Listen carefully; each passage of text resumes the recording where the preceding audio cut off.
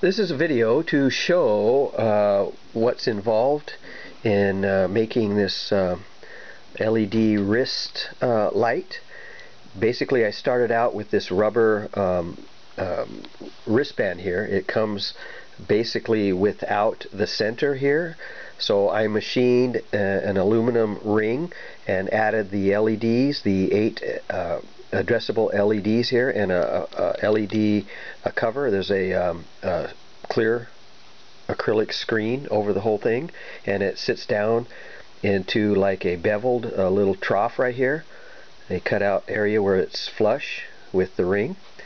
And on the back of the wristband was a square opening, so I filled that in with a piece of ABS plastic right here. So I'm going to go ahead and take this out. Oh, and right here is the on-off. I'll show you how that works. It kind of looks like the winder of a watch. So I'm going to go ahead and remove this like that. Set this down. And again, this is the way this came. It's a rubber wrist watch holder that comes like this, and this is what I made. It has a piece of tape around here, but it's made of aluminum all the way through, and it's an aluminum ring that has been machined out to hold the clear front acrylic as well as the LEDs into like a little pocket right there so that it doesn't fall in.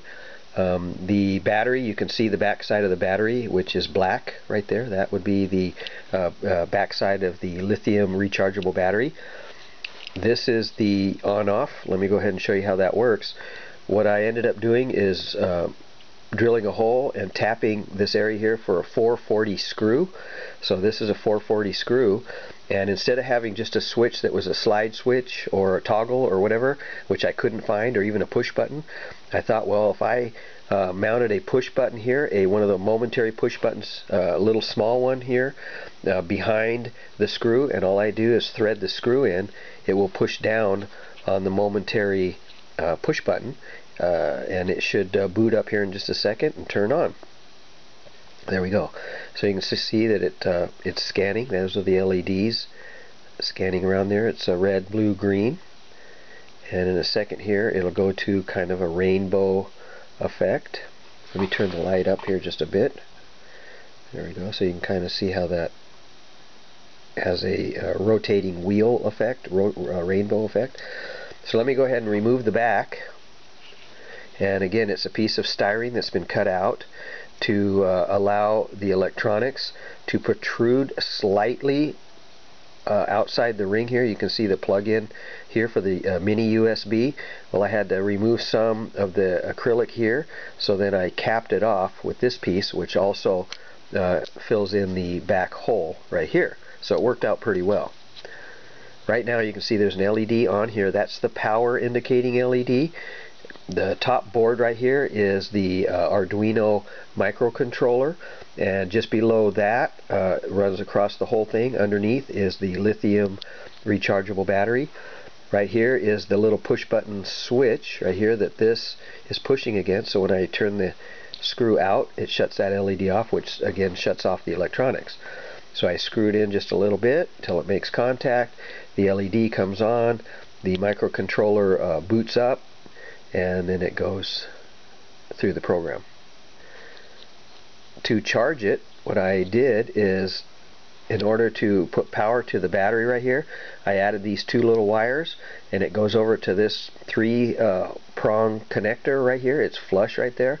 And what I do is I take this is a 3.7 volt lithium charger for the lithium batteries, and it uses a USB 5-volt input, and as you can see there's a little blue LED kind of flickering right there, as well as the power on red. So I'm going to take my 3-prong plug right here and plug it in. I'm going to turn this off. This has to be in the off position, and I'm going to plug it in until this blue LED turns on, which it did. So now basically it's in full charge mode, so the blue LED is fully on, and it's feeding the 4.7 volts to my battery, and it will charge up to its capacity and should be good to go. So there we are. And it works pretty good, I think, you know, for coming up with something that didn't exist before. And I can actually plug in my USB mini right here and change the programming of the little microcontroller and have the LEDs possibly scan in a different pattern. So I'm going to go ahead and unplug it here from the charger like that. I'm going to turn it on here like that. Put this back in until it's flush like that, and lay it inside the watch. So that's it. Just like that. Line all this up here so that it goes in there straight and level. Okay, so there we are. So there's the cover on the back. We have our little screw here that turns it on and off. So again, I can just turn it back, it turns off, turn it forward.